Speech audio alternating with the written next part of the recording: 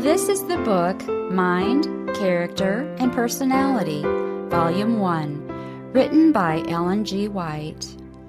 From the book's foreword comes the following paragraphs. In Ellen G. White's lifetime, 1827 to 1915, psychology, the science which treats of the mind and its powers and functions, was in its infancy. Yet there emerges throughout her writings a distinctive philosophy in which guidelines in this science and to mental health are clearly portrayed.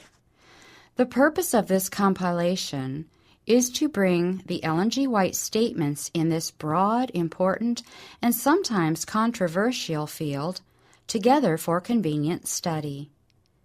Seventh-day Adventists and others with their conviction that Ellen G. White wrote under the influence of the Spirit of God treasure guidance in a field so vital to all humanity at a time when schools of psychological thought are varied and changing.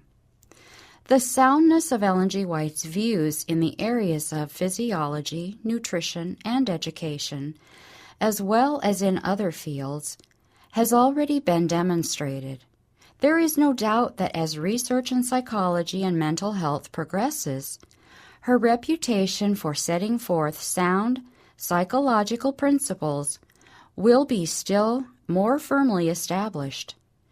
To the devout Adventist, this work, Mind, Character, and Personality, will supply many answers. We are certain that as truth unfolds, the positions taken here will appeal more and more to all thoughtful readers. In these circumstances, the occasional appearance of such expressions as, I saw, I was shown, I have been instructed, are not only understood, but are welcomed for the assurance they give that the concepts portrayed originated from Him who shaped the human mind. In assembling this material in the White Estate offices, there has been no attempt to select passages that support views advocated by various authorities in the fields of education and psychology. No preconceived views held by the compilers are represented here.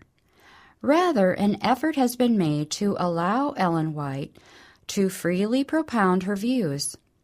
This has been accomplished through decades as they appear in current or out-of-print books, pamphlets, her thousands of periodical articles, and in her voluminous manuscript and correspondence files housed in the White Estate Vault. A large portion of Mind, Character, and Personality presents general guiding principles. This is interspersed and supplemented with materials setting forth practical admonitions and counsels in the setting of the relationship of the teacher and the student, the minister and the parishioners, the physician and the patient, or the parent and the child. The counsels, in scores of instances, addressed to an executive, minister, physician, teacher, editor, husband, housewife, or youth, may be in their revelation of circumstances and advice given, partake somewhat of the form of case histories. Attention should be directed to the principle involved. Obviously, Ellen White did not write as a psychologist. She did not employ terminology in common usage in the field of psychology today. In fact, the reader must even approach her uses of the terms psychology, phrenology, etc., with understanding. The knowledgeable reader, however, will be deeply impressed by her unusual insight into basic principles of psychology, which these writings evince.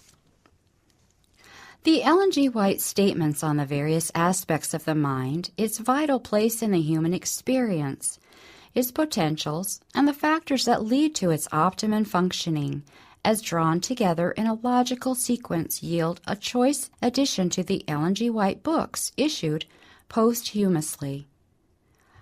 These help us to comprehend what man is and to understand his relationship to his earthly environment, to God, and to the universe. 10 years ago, when work was begun on this compilation, it was though that it would have its widest appeal to those studying particularly in the field of mental health. Hence, an arrangement has been followed that would make statements readily available to those considering classified areas.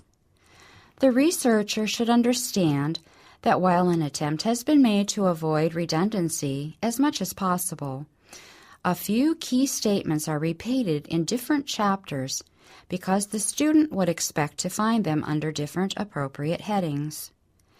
It is now clear that this compilation is of vital interest to all Adventists and to their friends as well, for all of us are involved in the battle of the mind. The work of the compilers has been confined to the selection of the materials, placing these in what seemed to be a logical sequence, and supplying the headings, including the side headings that introduce the items chosen.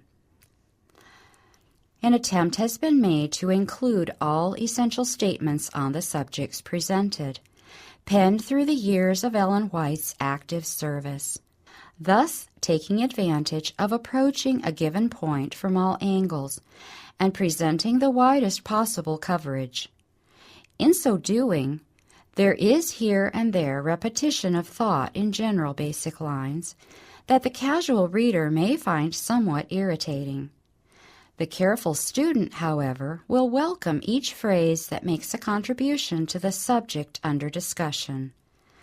Thus, mind, character, and personality is somewhat encyclopedic. Limitation of space has precluded the inclusion of these volumes of some mind-related topics as insanity, etc., for which the reader is referred to the comprehensive index to the writings of Ellen G. White.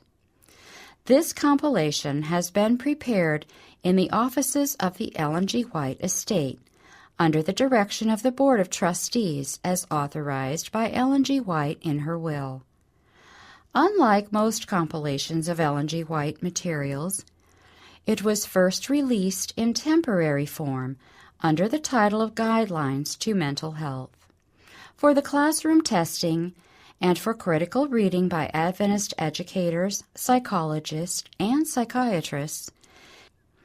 It was the desire of the White estate to make certain that all known statements relevant to the topics represented were taken into account and that the arrangement of materials was acceptable.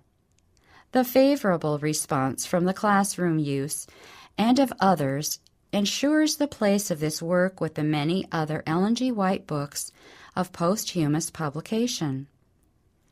As now issued in 2 parts, it becomes a segment of the popular Christian Home Library. In its present form, it represents somewhat of a revision in the selection of items and an improvement in the order of their appearance. A chapter titled Love and Sexuality in the Human Experience has been added. Additions have rounded out certain chapters, and some deletions have eliminated unnecessary repetition. Paging is continuous through the 2 parts, and the scripture and subject indexes to the entire work are at the close. That the clearly traced picture of the great controversy between the forces of good and evil for the control of the human mind may warn and enlighten all readers and provide suggestions and direction for choosing that which will give safe guidance today and ensure a future inheritance in the life of some is our earnest hope.